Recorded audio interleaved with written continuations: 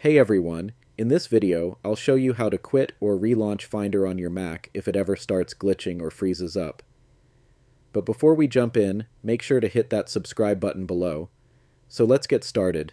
The easiest way to relaunch Finder is by going to the Apple icon at the top left corner of your screen. Click on it, then choose Force Quit from the drop-down menu. A window will appear showing all the apps currently running. Just select Finder from the list, click Relaunch, and confirm when prompted. That will restart Finder instantly.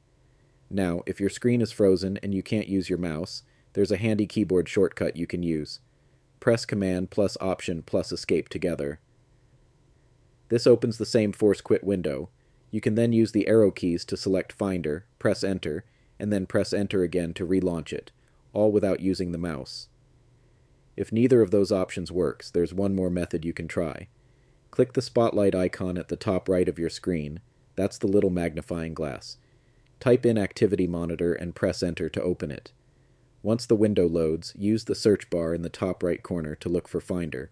When you see it in the list, click on it to highlight it. Then tap the X button in the top left corner of the window and choose Force Quit.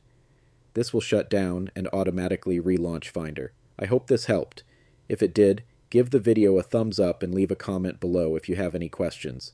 Thanks for watching.